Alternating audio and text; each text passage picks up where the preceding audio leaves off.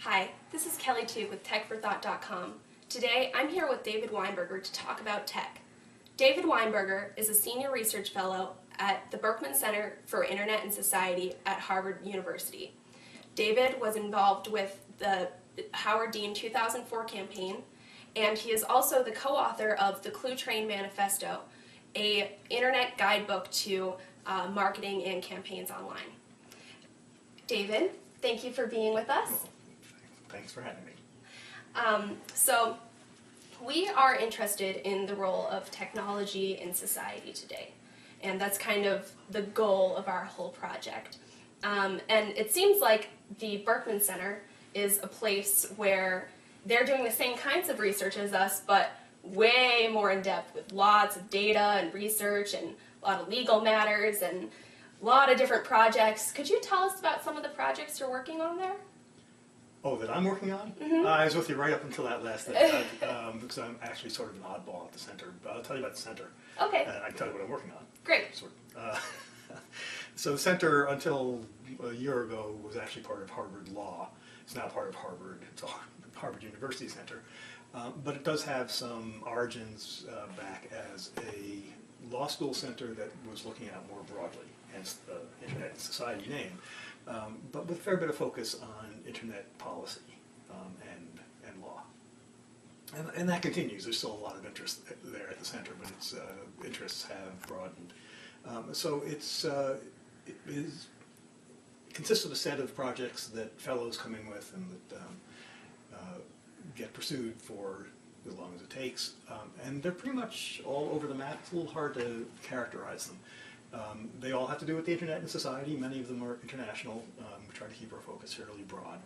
And they range all over the place. So we just did a really large, intense study for the FCC about to try to understand how the U.S. is doing in providing broadband nationally to our citizens compared with other countries and what the factors might be that keep us in the middle of the pack, which is where we are.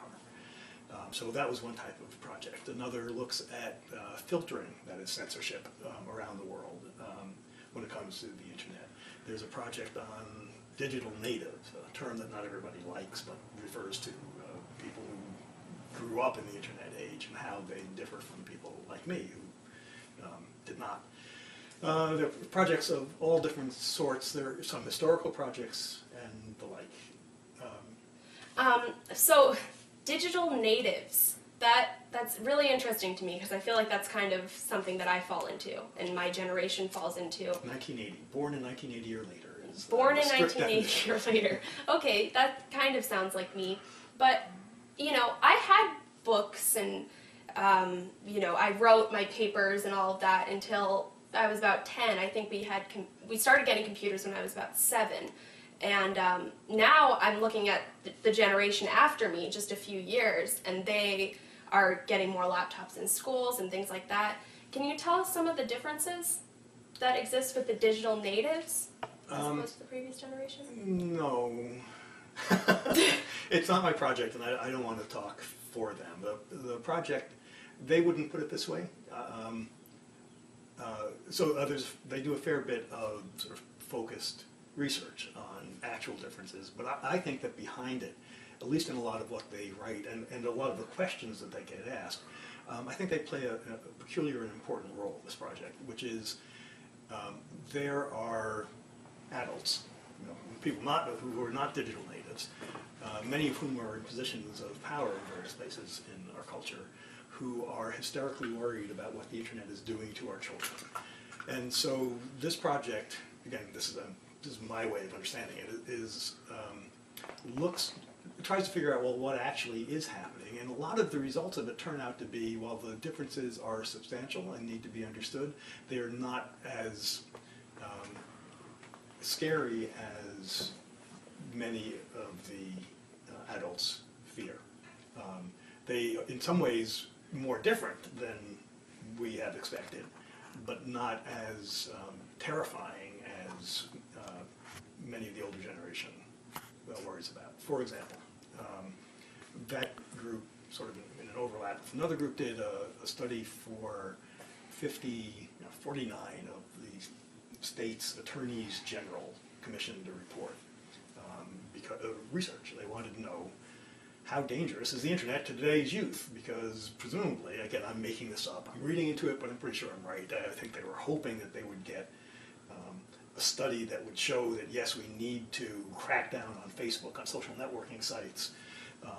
We need to put in more nannies, net nannies, to prevent our children from going wrong. We need more. I think maybe they were wondering if we need more control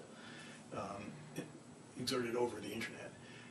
And the study, which looked at all of the available literature, they looked at everything that's been published. And when people pushed back on them, their response, I think, was the right one, which was, okay, that's an interesting point of view, but do you have data to support it? Did we miss something did we miss a study? Because we think we got basically all of it.